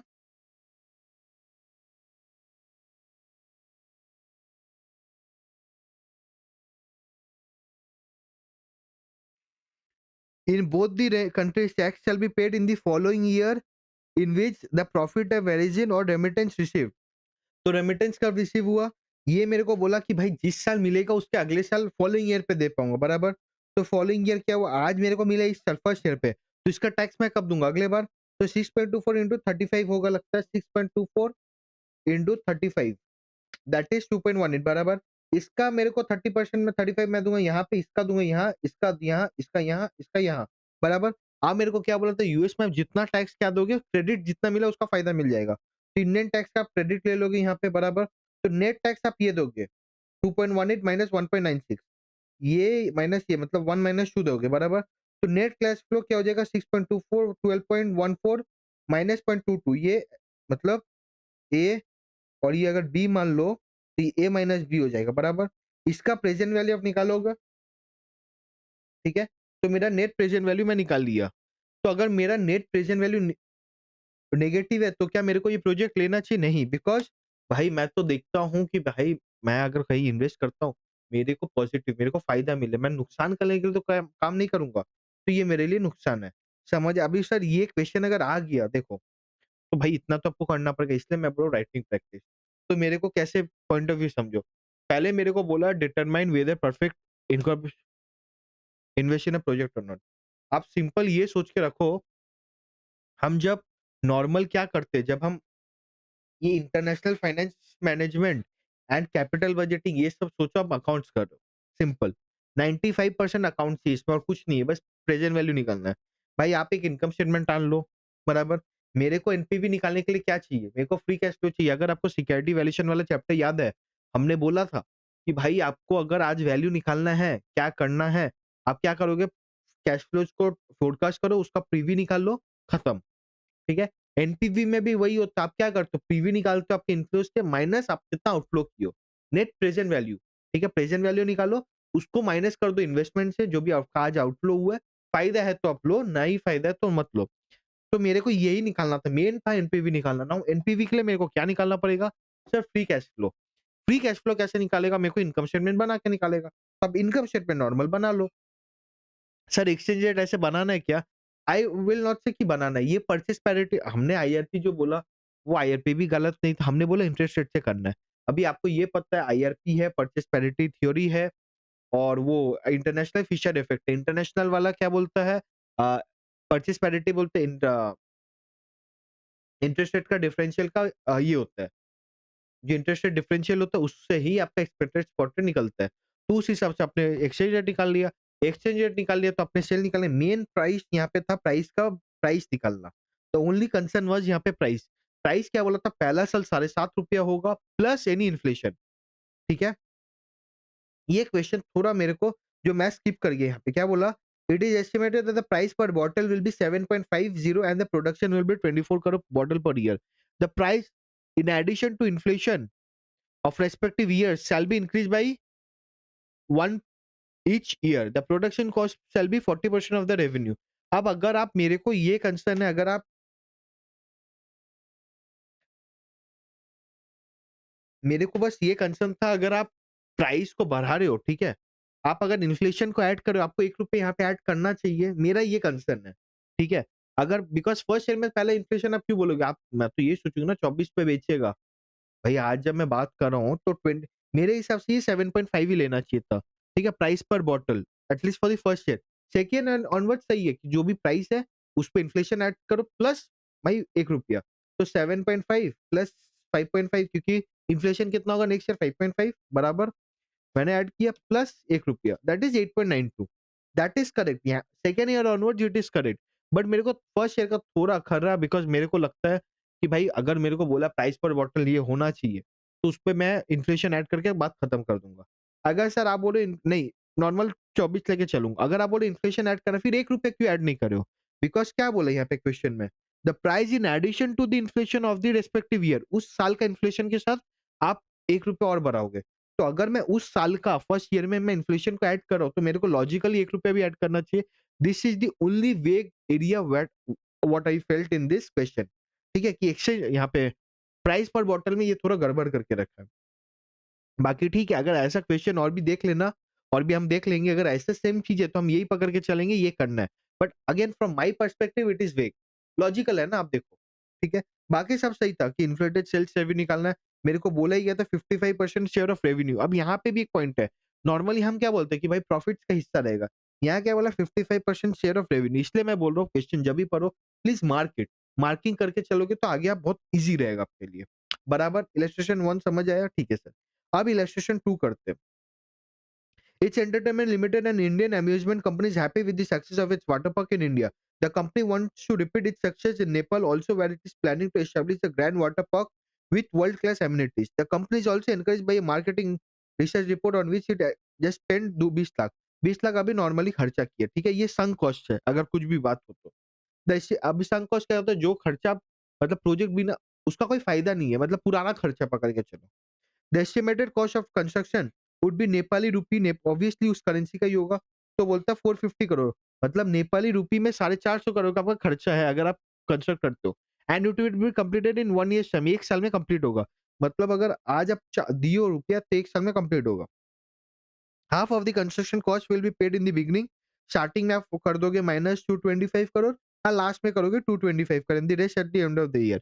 इन addition working capital requirement would be NPR 65 crore from the year end 1, 1 साल के बाद से, माने एंड मतलब फर्स्ट ईयर का एंड माने सेकंड ईयर का स्टार्टिंग से, यहाँ से आपको लगेगा 65 crore. The after tax realisable value of fixed asset after 4 years of operation is expected to be 250 crore, मतलब आपको मिलेगा 250 करोड़ आफ्टर टैक्स, टैक्स के बाद देखिए आपको 250 करोड़ मिलेगा। Under the foreign capital encouragement policy of Nepal, company is allowed to claim 20% depreciation allowance per year और reducing balance subject to the maximum capital limit of 200 crore. मतलब यहाँ पे क्या बोला आपको, डब्ल्यूडीवी मेथड पे आप यूज कर सकते हो, क्या बोला 20% रिटर्न ऑन वैल्यू पे आप लगा सकते हो, बट मैक्सिमम मेरा कैपिटल 200 करोड़ का होना चाहिए, लिमिट है। The company can raise loan from for theme park in Nepal at the rate 9%, loan चाहिए तो 9% में वो ले सकता है। The water park will have a maximum capacity of 20,000 visitors per day, पर दिन 20,000 विजिटर है। तो देखो ये जो क्वेश्चन है ना, ये क्वेश्चन को अभी तो मत पढ़ो, ठीक है, अभी तो बस एग्जाम के लिए जैसे करना कर लो। ये सारे क्वेश्चन थोड़ा सा एज अ, अगर आपको सीए बनने के बाद मैनेजमेंट कंसल्टेंसी में जाना है, again this is just a क्या बोलता है, मतलब पैर का धूल भी नहीं है, ऐसा क्वेश्चन है, ठीक है। नाउ द पॉइंट इज, ये ऐसे करोगे तो आपको आदत लगेगा कि भाई हाँ, अगर मैं कोई मेरे को एनालाइज करना है, कौन सा रेवेन्यू को फोरकास्ट करना है, कैसे करना है, these are the things you can look for. Amusement park की जगह कुछ भी लगा लो ना, आप निकालो आप। On an average it is expected to achieve 70% capacity for the first operational 4 year, मतलब क्या बोलता है भाई, 70% कैपेसिटी ऑपरेशनल रहेगा, बराबर। The entry ticket is expected to be NPR 220 per person, एक आदमी के लिए 220। तो अगर 20,000 कैपेसिटी मैक्सिमम है, मतलब एक दिन में 20,000 कैपेसिटी को झेल सकता है, बराबर। उसका 70% बोलता है 4 साल ऑपरेशन रहेगा, मतलब 14,000 बंदे आएंगे ही आएंगे मैक्सिमम। तो 14,000 का 220 रुपए करके कितना रेवेन्यू हो सकता है वो हम बोल सकते हैं। In addition to entry tickets revenue, the company could earn revenue from sale of food and beverages and fancy gift items. बराबर है, साइड की क्या है वो। The average sales expected to be NPR 150 per visitor for food and beverages and 50 per visitor for fancy gift item। मतलब एक बंदा अगर घुसा अम्यूजमेंट पार्क पे 220 रुपए पहले एंट्री टिकट देगा, 150 रुपए का खाना खाएगा एंड 50 रुपए का वो आइटम्स खरीदेगा अपनी गर्लफ्रेंड के लिए या बॉयफ्रेंड के लिए। The average sale expected to be ये the sales margin on food and beverage and fancy gift items is 20% and 50%। मतलब अगर आप खाने का में मार्जिन देखोगे 20 का है एंड फैंसी आइटम में 50 का है। The park would open for 360 days in a year, तो 360 दिन के लिए खुलेगा। तो अगर आप पर ईयर रेवेन्यू बस यहाँ से निकालना, मेरे को क्या है, 220,000 का कैपेसिटी है, इसका 70% मेरे को मैक्स आप ऑपरेशनल रहेगा, मतलब 14,000 मैक्सिमम आ सकता है। इसका 220 रुपया मेरे को पर आदमी का मिलेगा, मतलब 30,80,000 मैं पर दिन कमा सकता हूँ। मल्टीप्लाइड बाई 360, 360 दिन, तो एक अमाउंट आएगा, ठीक है। अगर ऐसा हो जाए तो हम लोग के लिए मजा ही है। The annual staffing cost would be NPR 65 crore per annum, हर साल 65 करोड़ का खर्चा है। एम्प्लॉय का the annual insurance cost would be 5 crore का खर्चा। Other running and maintenance cost are expected to be 25 crore in the first year of operation which is expected to increase 4 crore. तो क्या बोला, मेरे को स्टाफिंग कॉस्ट सेम रहेगा, मतलब पूरे 4 साल 65 65 65। इंश्योरेंस हर साल 5 crore, but the running cost पहला साल रहेगा 25 करोड़ एंड अगले साल से 4 करोड़ करके बढ़ेगा, मतलब 25 इयर्स 29 25 सीआर 29 सीआर 33 सीआर वैसे करके बढ़ेगा। The company would apportion existing overhead to the tune of NPR 5 crore to the park, मतलब और जो भी खर्चा है वो 5 करोड़ और एडिशनल पकड़ के चलेगा overhead cost. All costs and the receipts excluding construction cost, asset realizable value, and other running and mentioned costs above are at the current price, that is 0 point at the time, which is expected to increase 5%. और भी जो खर्चे हैं increase करेगा 5%. The current spot rate 1.760 पर रुपी, ₹1 पे आपको 1.60 मिलता है NPR. The tax rate India में 30 है, 20 है नेपाल में. The average market return is 11% and the interest rate on treasury bond is 8%. Market return कितना 11, मतलब अगर आप धंधा मार्केट पे पैसा लगाओगे तो 11% है, अगर आप गवर्नमेंट बॉन्ड पे लगाओगे तो 8% है risk free rate. The companies current equity beta is 0.45. The companies funding ratio for the water park would be 55% equity and 45% debt. तो how is the capital structure? 55 per ₹100 अगर लगाना है तो 55 खुद का है, ₹45 लोन लेके रखा है, बराबर. Being a tourist place, the amusement industry in Nepal is competitive and very different from its Indian counterpart. The company has gathered the relevant information about its nearest competitor in Nepal. The competitor's market value of the equity is 1850 crore and the debt is 510 crore and the equity beta is 1.35. Set whether it's entertainment limited ये लेना चाहिए कि नहीं लेना चाहिए, मेरे को ये बोला. तो बोला, पहले मेरे को बोला कमाई क्या होगा, खर्चा क्या होगा, फिर मेरे को बोल दिया भाई तेरा डेट टू इक्विटी रेशियो क्या है, मेरे को इक्विटी बीटा बोल दिया, मेरे को यहाँ से क्या निकालना रहेगा बेसिकली, मेरे को कितना रिटर्न चाहिए, डिस्काउंटेड मेरे को नहीं दिया हुआ तो डिस्काउंटेड निकालना रहेगा. तो डिस्काउंटेड निकालने के लिए मेरे को क्या-क्या चाहिए? मेरे को चाहिए रिस्क मार्केट मार्केट रिटर्न, मेरे को रिस्क फ्री रेट एंड मेरे को बीटा चाहिए. तो मेरे को market return and risk free rate दिया हुआ है, बट मेरे को इक्विटी बीटा चेंज करना पड़ेगा बिकॉज़ इक्विटी बीटा मेरे को आज का कंपनी का, मेरा कंपनी का हालत के हिसाब से मेरे को इक्विटी बीटा दिया हुआ है. पर मेरे को क्या करना है, अम्यूज़मेंट पार्क का जो रिस्कीनेस होगा उसके हिसाब से बीटा निकालना. Why? Because beta is the sensitivity to the risk, बराबर? जो मार्केट में चेंज होगा. तो उसके लिए मेरे को वो निकालना पड़ेगा, तो उसके लिए मेरे को कंपटीटर का डिटेल दिया हुआ है, तो ये करना है. Let's see how it goes. दूसरे जो कंपटीटर है उसका इक्विटी मार्केट वैल्यू दिया हुआ है, डेट दिया हुआ है, इक्विटी वैल्यू दिया हुआ है. तो मेरे को पता है एसेट बीटा मैं यहाँ से निकाल लूँगा. एसेट बीटा कैसे होगा? 1.35 equity beta multiplied by my equity divide by total capital, तो 1.106. अब मेरे को बोला है कि भाई अब मेरे को पता है नेपाल का एसेट बीटा इज 1.106, मेरे को रेशियो दिया हुआ है इक्विटी और इसका, तो मैं इससे मैं इक्विटी बीटा निकाल लूंगा. तो मेरा इक्विटी बीटा मेरा कंपनी का कितना था? 0.45. ठीक है, मेरा जब इंडियन एंटरटेनमेंट लिमिटेड जब इंडिया में काम कर रहा है उसका इक्विटी बीटा 0.45 है, लेकिन जब वो बाहर जाके दुनिया मैंने नेपाल में जाके काम कर रहा है तो उसका बीटा कितना आ गया? 83. इसके हिसाब से मैं आप कॉस्ट ऑफ इक्विटी निकाल सकता हूँ. हाँ सर, कॉस्ट ऑफ इक्विटी निकाल सकते हो. इसके हिसाब से मैं वैक निकाल सकता हूँ. Sir weighted average cost of capital क्यों चाहिए? Because I have two type of capital structures, one is equity, one is debt. जब भी एक से ज्यादा टाइप ऑफ इंस्ट्रूमेंट से आप पैसे उठाते हो तो आपको वैक चाहिए होता है, weighted average cost of capital. समझ आया? तो मैं वैसे इक्विटी बीटा वैक निकाल लूंगा. निकाल दिया मैंने वैक. ठीक है, अब मेरे को प्रेजेंट वैल्यू इसका निकालूंगा 10.66. कैसे निकालूंगा sir? 1 divide by 10.66, 1 divide by 0.1066 equal to,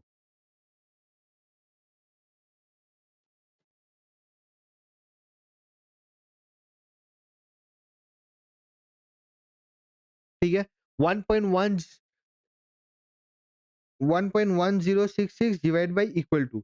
ये फर्स्ट ईयर के लिए आया, फिर सेकंड ईयर फिर इक्वल टू टिपोगे तो 0.187 आएगा, फिर 73 ऐसे करके ये आ गया. अब मैं करूंगा कैलकुलेशन ऑफ कैपिटल अलाउंस. मेरा ओपनिंग बैलेंस कितना था? 200 करोड़. 200, मेरा ओपनिंग बैलेंस कितना था? मैंने कितना,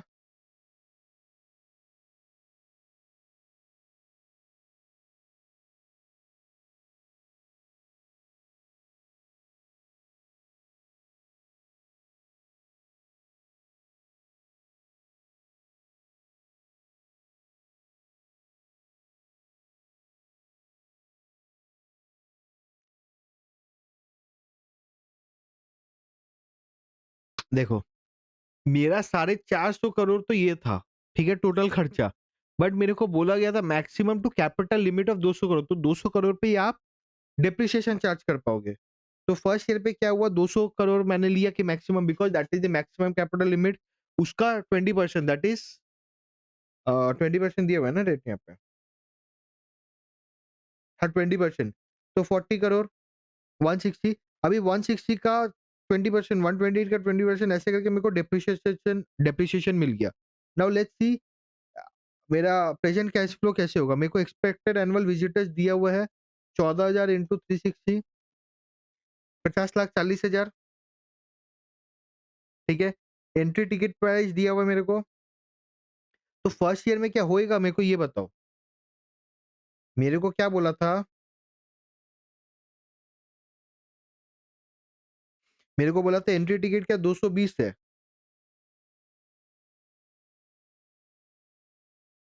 ठीक है? मेरे को जो एंट्री टिकट है वो 220 है, बट मेरे को बोला था मेरा जो प्रोजेक्ट है पहला साल एंड में तो खत्म ही होगा। एंड मेरे को बोला गया जो भी रिसीट्स है वो 5% से बढ़ेगा, खर्चे और रिसीट्स 5% से बढ़ेगा। तो 220 प्लस 5% 231 होता है।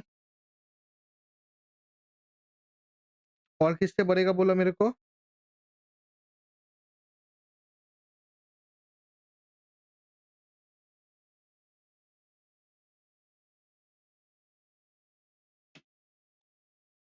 ठीक है? तो फर्स्ट ईयर बढ़ेगा 231, बट वो क्या कोई काम का नहीं। नेक्स्ट ईयर मेरा 242.55 आएगा। कैसे? देखो, मे आज बोलता ढाई 220 रुपए मेरे को मिलेगा, तो इसका 5% कितना होता है? 230 बराबर फर्स्ट ईयर। अब फर्स्ट ईयर तो मेरा कोई काम नहीं, क्योंकि फर्स्ट ईयर तो मैं काम ही कर रहा हूँ। नेक्स्ट ईयर फर्स्ट ईयर के एंड से ऑपरेशनल है, तो नेक्स्ट ईयर क्या आएगा? 242.55, इसका 5%, इसका 5%, इसका 5, तो सेकंड ईयर से फिफ्थ ईयर मेरा ऑपरेशनल रहेगा बराबर। Profit from sale of food and beverages per profit visitor कितना होगा? फूड एंड बेवरेजेस, तो मैं अगर कितना मैं काम कर रहा हूँ, एवरेज सेल है मेरा 150 रुपया। यहाँ पे क्या बोला है? जो मेरा other all cost and receipt है उसमें एक्सक्लूडिंग कंस्ट्रक्शन कॉस्ट माने 450 करोड़। एसेट रियलाइजेबल वैल्यू जो 50 की कितना कराया, other running and maintenance cost, running and maintenance को जो 25 को ये छोड़ के सब 5% से बढ़ेगा। तो सेम हम यहाँ पे करेंगे 150 प्लस 5% प्लस 5%, तो नेक्स्ट ईयर मेरा जो सेकंड ईयर है यहाँ पे आएगा 165.37, इसका 20% is my profit into 0.2, that is 33.075, that is 33.08। समझ आया? 33.08 ये समझ आ रहा है क्या? पहले मैंने निकाल लिया एक्सपेक्टेड एनुअल विजिटर्स कितने बराबर, फिर मैं निकाल लिया भाई मेरा रेवेन्यू कितना आएगा टिकट से। टिकट का कैसे बोला? 220 आज बोल रहा है, पूरा हर साल 5% बढ़ेगा। फर्स्ट ईयर मेरे लिए कोई मतलब नहीं, यहाँ पे क्वेश्चन में आप गलत क्या कर दोगे, फर्स्ट ईयर में पकड़ लोगे। फर्स्ट ईयर से क्यों नहीं पकड़ना? बिकॉज भाई ऑपरेशनल नहीं है, मेरे को बोला है आज से चालू हो रहा है, eight the end of year 1 काम चलेगा। तो बराबर, तो फर्स्ट ईयर तक नहीं, सेकंड ईयर से काम हुआ, रनिंग ऑपरेशनल है, तो एंट्री टिकट मेरे को वैसे इन्फ्लेशन से बढ़ेगा। प्रॉफिट फ्रॉम सेल ऑफ, क्योंकि मेरे को प्रॉफिट चाहिए तो प्रॉफिट निकाल लिया, मेरे को कैश फ्लो चाहिए बराबर। सेम चीज मैंने profit from sale of fancy item भी निकाल लिया। तो रेवेन्यू पर विजिटर कितना हो गया? 242.55 प्लस 33.08 प्लस 27.56, तो मेरे को आ गया 303.19। टोटल रेवेन्यू मैंने निकाल ली, इससे मेरा खर्चा रहेगा। एनुअल शॉपिंग कॉस्ट क्या बोला था? मेरा बोला था 65 करोड़, बट वो बढ़ेगा 5% करके। तो फर्स्ट ईयर 68.25 वो कोई काम का नहीं सर, प्लस 5% 71.60, तो सेकेंड ईयर ऑनवर्ड्स कर ली। एनुअल इंश्योरेंस कॉस्ट भी मेरा वैसे ही बढ़ेगा। Other running and maintenance cost नहीं बढ़ेगा, 25, 29, 33, 37 रहेगा। डिप्रिसिएशन हमने निकाला ही था, उसको कॉपी कर लो। तो टोटल खर्चा निकल गया, प्रॉफिट बिफोर टैक्स निकल गया, टैक्स दे दो, उससे नेट प्रॉफिट निकल गया। फिर डिप्रिसिएशन अलाउंस मेरा बिकॉज नॉन कैश उसको ऐड बैक कर लो, और पार का खर्चा दे दो 225 225 ऐसे करके। तो after tax realisable, after tax relation value मेरे को कितना मिलने वाला? 250 करोड़ बराबर। वर्किंग कैपिटल -65, और उसके बाद जैसे बोला था वो देंगे। तो नेट कैश फ्लो मेरा निकल गया, इसका पीवी निकाल लो। तो नेट प्रेजेंट वैल्यू 167, तो आपको लेना चाहिए कि नहीं, बिकॉज ये भी नेगेटिव है। तो क्वेश्चन 1 एंड 2 बराबर, इलस्ट्रेशन 1 एंड 2 सेम ही था, बस द ओनली डिफरेंस वाज पहले वाले इलस्ट्रेशन में हम क्या बोल रहे थे? हम बोल रहे थे भाई, पहले वाले इलस्ट्रेशन में हम क्या बोल रहे थे? पहले वाले इलस्ट्रेशन में हमें बोला गया था सब कुछ ईज़ी है, ठीक है? रेमिटेंस वाला बात बोला गया था। सेकंड वाले में हमें बोला कि पहले भाई आप इक्विटी बीटा निकालो, इक्विटी बीटा निकाल लिया। यहाँ पे ट्रिक ये था कि मैक्सिमम लोग क्या करेंगे, फर्स्ट ईयर से पकड़ लेंगे। यहाँ पे सेकंड ईयर से पकड़ने का था। अगेन देखो, यहाँ पे जब मेरे को सेकंड ईयर में जब आप इलस्ट्रेशन नंबर 2 देख रहे हो, तो उसने प्राइस को बराबर एडजस्ट किया। तो भाई आपका इलस्ट्रेशन 1 में आपने क्यों एडजस्ट नहीं किया 7.5 में ₹1? ये मेरा क्वेश्चन है। आई don't know why it has not done, but अगर तब इसका मतलब कि ये इंस्टीट्यूट ने इसमें गलत किया है। बाकी तो सही है। हाँ या ना? इलस्ट्रेशन 2 में तो इन्होंने किया है, तो ठीक है देख लेंगे और भी। अब नंबर आते हैं इलस्ट्रेशन नंबर 3 पे, ठीक है? क्या बोलता है, Opus technology and Indian IT companies planning to make an investment through wholly owned subsidiary. ये वाला देख लेता हूँ। अच्छा, क्वेश्चन इलस्ट्रेशन नंबर 3 भी सेम है, let's not go there. Illustration 4, हाँ ये जेडीआर वाला क्वेश्चन है, देखते हैं। X limited is interested in expanding its operation and planning to install manufacturing plant in US. X limited क्या है, इंडियन कंपनी होगा, उसको यूएस में काम करना है। For the propose project it requires a fund of $10 million net of issue expense and flotation cost, मतलब उसके बैंक में उसको $10 million चाहिए भाई, कुछ भी हो जाए।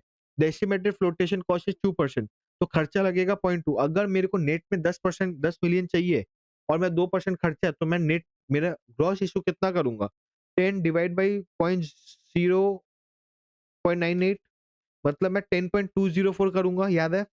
ठीक है। To finance this project it proposes to issue GDR, global depository receipt. You as a financial consultant is required to compute the number of JDS to be issued and the cost of the JDR with the help of the following additional information. Expected market price क्या, ₹250। Two shares shall underlie each JDR and shall be priced at discount to the market price. Expected exchange rate 60 per dollar, dividend exchange expected to be 20% with the growth rate of 12। तो net issue size हमने निकाल दिया, 10.204 बराबर है। Issue price कितना होगा, 250 into 2 into discount पे रह रहा है, तो 1 - 10%, ठीक है? तो 450 आपका जीडीआर का प्राइस है। डॉलर में क्या होगा, करेंसी का कन्वर्ट कर लो। डिविडेंड कितना देगा, बोला मेरे को 20%, तो 20% क्या आएगा, 100 इंटू 20, 20% इंटू 2, क्योंकि 2 शेयर्स है मेरे पास, तो 40। नेट प्रोसीड्स कितना आएगा, 450 इंटू 0.98, तो नंबर ऑफ जीडीएस कितना आएगा, 10.204 डिवाइड बाई 440 डिवाइड बाई $7.5, तो 13.605। कॉस्ट ऑफ जीडीआर हो जाएगा मेरा 40। मेरा डिविडेंड मेरे को कमाई है, जैसे कॉस्ट ऑफ जीडीआर नहीं निकालते अपने डिविडेंड वाला policy, D1 V0 equals to D1 by RE minus g, उससे निकाल लो। वैल्यू है मेरा 441, डिविडेंड है 40, बाई कॉस्ट ऑफ कैपिटल कितना है निकालना है, आर निकालना है, और 0.12 दिया हुआ है। इसको 441 R minus 441 into 0.12 equals to 40, ऐसे करके आप आर निकाल सकते हो, बराबर है? हाँ या ना, समझ आया? यस सर, समझ आया। हाँ या ना, समझ आया? ठीक है, अब हम करेंगे इंस्टीट्यूट का क्वेश्चन, ठीक है? क्वेश्चन नंबर 1 करें अब। चलो क्वेश्चन नंबर 1 करते हैं। क्या बोलते हैं, ABC limited is considering a project in US which will involve an initial investment of dollar 1 crore 10 lakh, ठीक है? क्या बोलता है, आज अगर आप कोई कोई कंपनी है जिसको इन्वेस्ट करना है, उसका इनिशियल इन्वेस्टमेंट, कोई प्रोजेक्ट देख रहा है, उसका इनिशियल इन्वेस्टमेंट 1 करोड़ 10 लाख है। The project will have 5 years of life, 5 साल का लाइफ है। करंट स्पॉट रेट दिया हुआ है 40 पर डॉलर, $1 मतलब ₹48 आज के रेट पे। The risk free rate in US is 8% and the same is in India 12%। तो रिस्क फ्री रेट मेरे को 8% and same in India is 12%। यहाँ से आपको इन्फ्लेशन मिल जाएगा क्या? यस, मिल जाएगा। Cash inflow from the project is as follows. Cash inflow दिया हुआ है कि पहला साल 20 lakh, 25 lakh, 30 lakh, 40 lakh, 50 lakh. Calculate the NPFD of the project using foreign currency approach. Foreign currency approach लेके चलना है। Required rate of return on the project is 14%, तो 14% आपका वो है रिटर्न। तो मेरे को ये बता दो फट से कि मेरा रिस्क प्रीमियम कितना आएगा। फॉरेन करेंसी अप्रोच अगर बोल दिया है, तो मेरे को रिस्क, यहाँ पे मेरे को रिस्क प्रीमियम बता दो कितना है। मेरा इंडिया का रेट है 14%, 12%, ठीक है, रिस्क फ्री रेट, एंड मेरा 14% डिस्काउंट रेट है, तो मेरा रिस्क प्रीमियम कितना है, 1.079। तो मेरा रिस्क एडजस्टेड डॉलर कितना आएगा, देखो मेरे को तो बोला फॉरेन करेंसी अप्रोच लेके चले, तो मैं 8% तो रिस्क फ्री रेट लूंगा, लेकिन बस मैं वही लूंगा कि रिस्कीनेस भी चेक करूंगा, रिस्कीनेस भी चेक करूंगा। रिस्क प्रीमियम कितना, वो तो मेरा आरएफ रेट था, वो लेके तो नहीं चलूंगा। प्रोजेक्ट तो रिस्क फ्री नहीं है, कुछ तो रिस्क होगा। तो रिस्क कितना मेरे को निकालना है, रिस्क कैसे निकालूंगा मैं, with the help of India का रिस्क फ्री रेट एंड मेरा डिस्काउंट रेट क्या है, तो वहां से मैंने निकाल दिया। तो 1.108, तो ये मेरा हो गया रिस्क एडजस्टेड रेट 9.9, मतलब आपका रिस्क फ्री रेट है 8%, 9.9% is my risk adjusted rate. अभी मैं क्या कहूँगा, कैश इनफ्लो दिया हुआ है मेरे को, ठीक है? पीवी फैक्टर निकालूंगा, इसका पीवी निकाला 12.03। इन्वेस्टमेंट करके मेरे को देखा कि 11 मिलियन मैंने इन्वेस्ट किया था, बराबर 11 मतलब 1.1 सीआर, तो एनपीवी मेरा गया 1.03। अब इसको क्या करूंगा, इसको रुपी में कन्वर्ट करेंगे, तो हम ले सकते हैं इसको रुपी ऑफ एनपीवी। अगर क्वेश्चन पूछता ले सकते क्या, यस एनपीवी इज पॉजिटिव, तो वी कैन टेक दिस। समझ आया कि यहाँ पे यहाँ पे समझ आया question number 1। Question 1 was very easy, बस यहाँ पे क्या बोला था, फॉरेन करेंसी अप्रोच लेके चलने। अगर फॉरेन करेंसी अप्रोच नहीं बोलता, आप क्या करते, इसको रुपये में कन्वर्ट करते, बराबर? मेरे को फॉरेन करेंसी बोला है तो क्योंकि तब आप 14% डिस्काउंट रेट नहीं लेके चल सकते हो। बिकॉज़ 14% जो डिस्काउंट रेट है, that is the discount rate for an ABC limited company, for ABC limited company situated in India. तो this discount rate is of India. हमें निकालना था discount rate of USA. Discount rate of USA हम कैसे निकालेंगे? Risk free rate of USA plus the riskiness of that project. तो risk free rate 60% दिया हुआ था, पता था। मेरे को निकालना था बस रिस्कीनेस। रिस्कीनेस कैसे निकालूँगा? I can know that because मेरे को इंडिया का रिस्क फ्री रेट दिया हुआ था एंड इंडिया का डिस्काउंट रेट, जो डिस्काउंट रेट दिया हुआ था वो। तो वो दोनों का डिफरेंस मतलब नेट रेट पे 2% आना चाहिए था, बराबर? 12 माइनस 14 2%। बट एग्ज़ैक्टली कैसे आएगा? मल्टीप्लिकेटिव फैक्टर डिवाइडिंग फैक्टर से, बराबर? तो 1.14 डिवाइड बाय 1.12 माइनस 1, ठीक है? इतना हो गया न। अब क्वेश्चन 2 करते हैं। USA based company is planning to set up a software development unit in India. Software development at the Indian unit. कोई यूएसए वाला कंपनी इंडिया में काम करना चाहता है। Unit will be bought back by the US parent at the transfer price of $10 million. तो 10 million में वो खरीद लेगा। फिर the unit will remain in existence in India for 1 year. 1 साल के लिए रहेगा। The software is expected to get developed within this time frame. 1 साल में वो बन भी जाएगा। The US based company will be subject to corporate tax rate of 30% and a withholding tax of 10% in India and will not be eligible for tax credit in the US। मतलब 30% और 10% उसको tax लगेगा, but ये उसको eligible नहीं है उसका tax credit के लिए यूएसए में। The software developed will be sold in the US market for $12 million. तो क्या बोला, 10 मिलियन में खरीदेगा, 12 मिलियन में वहीं बेच देगा। मतलब इंडिया में आया, इंडिया में सॉफ्टवेयर डेवलप करेगा, वो इंडिया वाले कंपनी से 10 मिलियन में खरीदेगा, 10 मिलियन वाला फिर वो 12 मिलियन में यूएस मार्केट में बेच देगा। एस्टीमेट बोला, rent for fully furnished unit with necessary hardware in India is 15 lakh. Man power 80 software professionals will be working 10 hours each day, 400 पर मैन आवर। तो मेरे को टोटल खर्चा कितना हुआ, 400 इंटू 10 इंटू 80, तो 3,20,000 मेरे को पर डे का खर्चा। कितना दिन बोला मेरे को नहीं पता। एडमिनिस्ट्रेटिव एंड अदर कॉस्ट 12 लाख है। Advice the US company on the financial viability, लेना चाहिए कि नहीं। The rupee dollar rate is 40 पर डॉलर। Assume 365 days. तो मेरा एम्प्लॉय कॉस्ट कैसे निकल जाएगा, 3,20,000 इंटू 365, तो इंटू 365 मतलब 11 करोड़ 68 लाख, ठीक है? तो मेरा टोटल कितना खर्च हो गया, 11 करोड़ 68 लाख प्लस 15 लाख प्लस 12 लाख। तो मेरा टोटल में खर्च होगी 11 करोड़ 95 लाख, बराबर? Let's see how it goes. मेरा रेवेन्यू कितना है, 48 लाख। क्यों? 10 मिलियन इंटू 48, तो 48 मिलियन है, ठीक है? मेरा खर्चा इतना मैंने देख लिया, तो टोटल खर्चा मैंने लिख लिया। तो अर्निंग बिफोर टैक्स मैंने निकाल लिया। इसमें टैक्स कितना देना है मेरे को, 30%। तो 108150, फिर मेरा अर्निंग आफ्टर टैक्स आया, ठीक है? इसमें विथहोल्डिंग टैक्स मेरे को लगेगा 10%। तो इसका 10% हो गया 252, इतना। तो रिपैट्रिएशन आप कर सकते हो इतना। Repatriation amount in dollar, dollar 4.7। Advice the cost of development is 5.268 as the USA company is expected to sell in,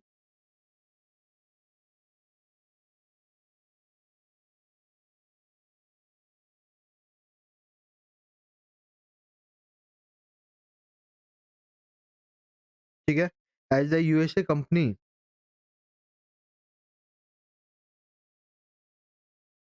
is expected to sell the software in the US at 12 minutes, it is advised to develop the software in India। अभी ये 4.7 क्या आया देखो, 5.26 कैसे आया? भाई आपका जो 2,523,500 है, इसको डिवाइड बाई 48 करो, बिकॉज मेरा एक्सचेंज रेट है इतना। आप जाओगे रिपेट, विथ होल्डिंग टैक्स तो आपको मिल ही जाता है, वो टीडीएस है, ठीक है? ऑल्टरनेटिव देख के कोई फायदा नहीं है।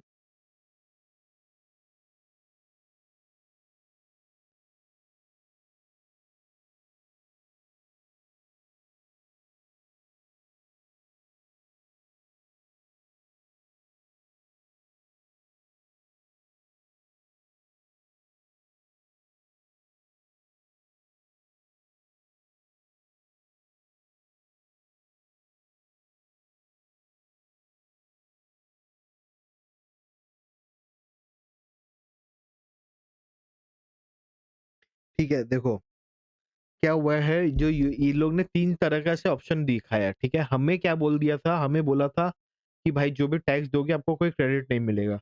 सो वी विल कंसीडर कि 30 एंड 10% 40% टैक्स देके निकल जाएगा वो बंदा। अभी जो 40% टैक्स देगा मतलब उसको डॉलर 4.7 मिलियन का खर्चा है।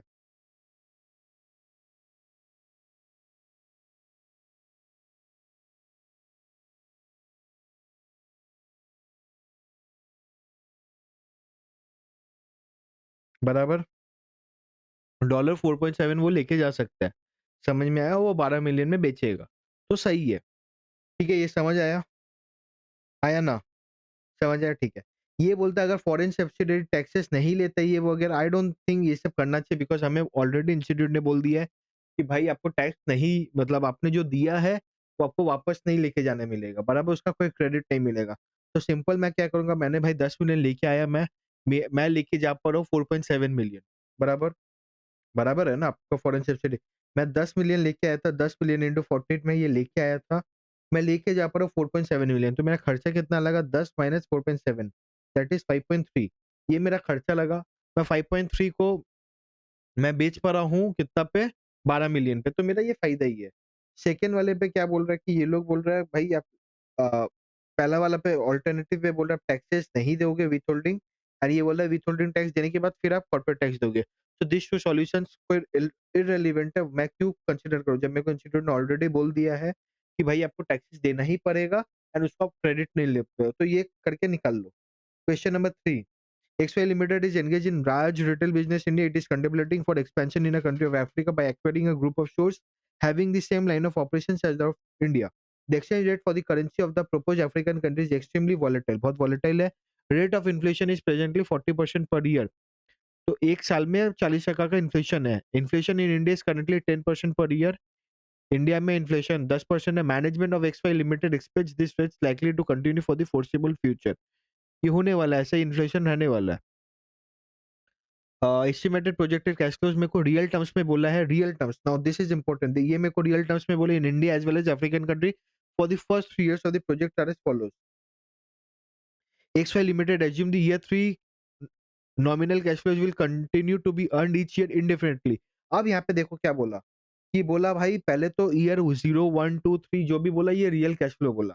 मेरे को फटाक से बोल दिया कि ईयर 3 का जो नॉमिनल कैश फ्लो होगा ना वो फॉरसेबल फ्यूचर के लिए सेम ही होने वाला है इंडेफिनेटली. इट ये वाला इंपॉर्टेंट है. Now this line is very important. It evaluates all investment using nominal cash flows and a nominal discounted. Question ही बोल दिया कुछ भी आप करो आपको नॉमिनल लेके चलना है, रियल नहीं लेके चलना. So if you, I don't know what was that question, मैं चेक करूंगा but I think let's see क्या क्वेश्चन था. क्वेश्चन जो बंदे ने भेजा था क्वेश्चन का पैटर्न नहीं था. ठीक है.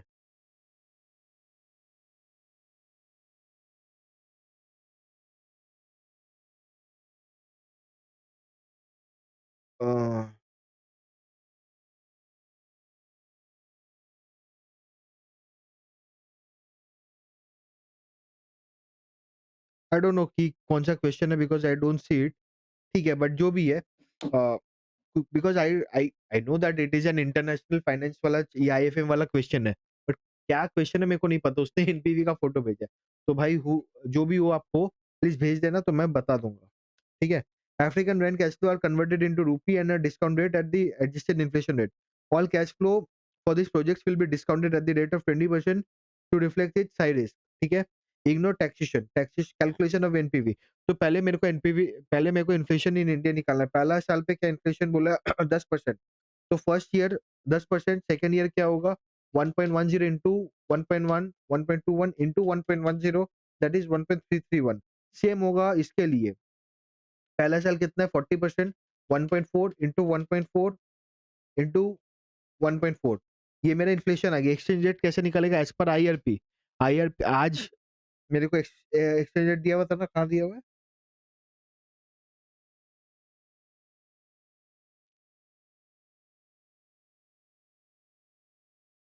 हाँ. The present exchange rate is African rand is 6 equal to 1.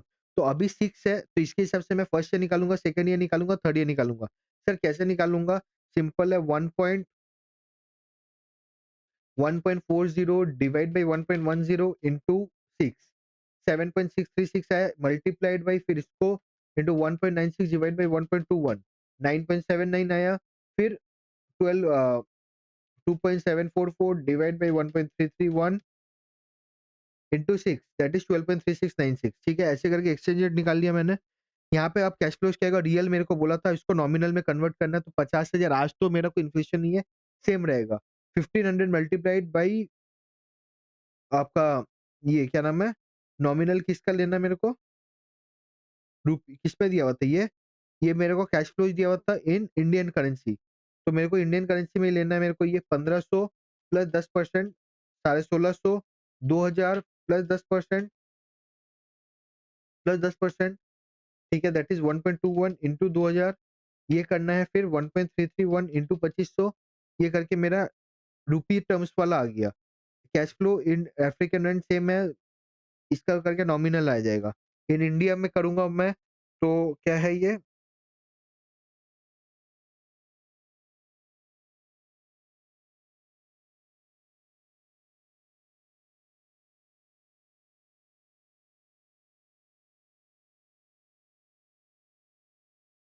क्या आएगा मेरा, इसको मेरा जो अफ्रीकन रैंड इसको मेरे को क्या करना है, कन्वर्ट करना है इंडियन करेंसी में। तो कैसे करूंगा, 2 लाख डिवाइड बाई मेरा एक्सचेंज रेट, सेम चीज मैं करूंगा 70,000 डिवाइड बाई 7 पॉइंट, ऐसे करके मैंने नॉमिनल निकाल लिया। तो मेरा नेट खर्चा क्या हुआ, -50K, -33K, -1650 प्लस 9167 -2420 प्लस 14117, मतलब ये प्लस ये करके मेरा नेट कैश फ्लो निकल गया। इसका पीवी निकालूंगा, एनपीवी ऑफ 3, ये कितना बोला है 59320। टर्मिनल वैल्यू कैसे निकलेगा, ये जो मेरा वैल्यू है नेट कैश फ्लो का है 16637, ये डिवाइड बाई आर माइनस जी, तो 16,637 डिवाइड बाई मेरा वो कितना है, discounted, all the cash flows will be discounted at 0.20, 0.20,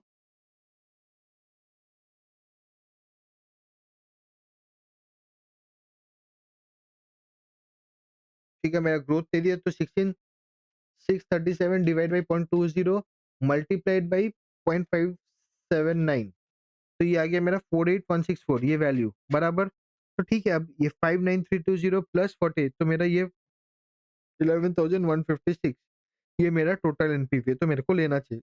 sir ये क्वेश्चन में अगर मेरे को बोला है नॉमिनल लेने तो नॉमिनल लूंगा, रियल लेने बोला रहेगा तो रियल लेंगे, डिपेंडिंग अपॉन द क्वेश्चन। समझ आया। Question number 3। Question number 4 again same like question number illustration था हमारा, तो नथिंग टू सी हियर।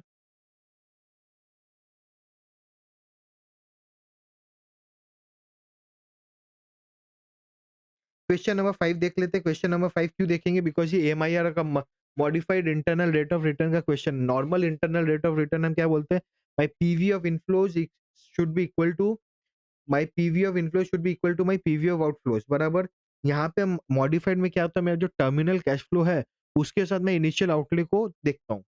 समझ आया। क्वेश्चन ये देख लेना, इजी है, नॉर्मल निकालना, बस यहाँ पे एमआईआर निकाल लेने बोला है, ठीक है। मेरा cash flow, let's see the question only. चलो, XYZ Limited, a company based in India, manufactures very high quality modern furniture and sells to a small number of retail outlets. India, Nepal में दोनों जगह बेचते हैं. It is facing tough competition.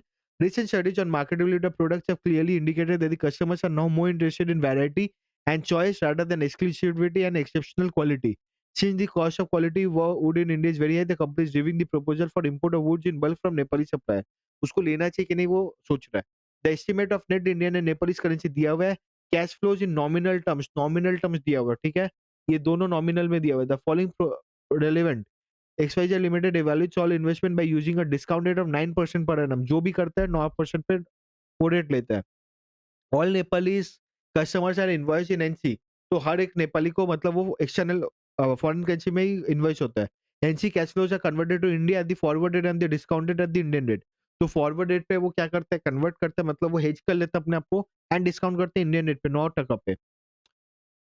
Inflation rate in Nepal and India दिया हुआ है, the current exchange rate दिया हुआ है 1.6। Assume that you are the finance manager, calculate the NPV and the modified return of the proposal. You may calculate with respect to a discount factor at the rate ₹1 at the rate 9%, ठीक है, ये मेरे को दिया हुआ है। अभी देखो मेरे को क्या है, मेरे को फॉरवर्ड रेट निकालना है। फॉरवर्ड रेट सिंपल है, 1.6 मेरा क्या था अभी, ये मल्टीप्लाइड बाई मेरा द डिस्काउंट फैक्टर 1.615, इसको मल्टीप्लाइड बाई ये, ऐसे करके मेरा फॉरवर्ड रेट निकल गया।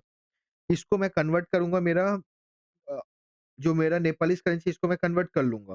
कन्वर्ट करके मैं पीवी निकालूँगा, तो PV is negative, modified return कैसे निकलेगा? मेरा जो पीवीज़ है first year, second year, third year का, तो मेरा इनिशियली कितना 15.26 जाने वाला है first year, second year, third year. Year 1 वाला जो कैश फ्लो है उसको मैं रीइन्वेस्ट करूँगा 2 साल के लिए। 4.47 है जो मेरा इन्फ्लो है वो मैंने लिया नहीं है, उसको मैं करूँगा इन्वेस्ट, तो 4.479 और इंटू 1.118, ठीक है? फ्यूचर वैल्यू इसका है, सेम चीज़ मैं ईयर 2 का करूँगा, तो ये मेरा 19.53 आएगी। हम modified internal rate of return में क्या करते हैं, मेरा जो कैश हम नॉर्मली क्या करते हैं, इंटरनल रेट ऑफ रिटर्न में जो मेरा इन्फ्लोज़ है उसको मैं पीवी करता हूँ। यहाँ क्या बोलते हैं, जो मेरा इन्फ्लोज़ है उसको मैं फ्यूचर वैल्यू पे लेके जाऊँगा। फर्स्ट ईयर पे फ्यूचर जो आएगा वो मैं लास्ट साल तक लेके जाऊँगा, सेकंड ईयर पे जो आएगा लास्ट साल पे लेके जाऊँगा। मान लो 3 साल, तो पहला साल 2 साल टालना है मेरे को फ्यूचर, 2 सेकंड वाला है तो और 1 साल टालना है, तो 3 साल का टाल लिया मैं, उसका टोटल निकालूँगा, डिवाइडेड बाय मेरा जो टर्मिनल जो भी मेरा वो था, इनिशियल आउटले, इसको करके मेरा रेट निकल जाएगा। समझ आया क्या ये? हाँ या ना? हाँ से समझ आया, ठीक है? हम मेरे को लगता है अभी तक आपको इंटरनल फाइनेंशियल रेट आईएफएम में जो भी मैंने सिखाया है, मतलब इसके ऊपर और कुछ नहीं आना चाहिए, सेम चीज़ है, कांसेप्ट सेम है and some is very easy, ठीक है?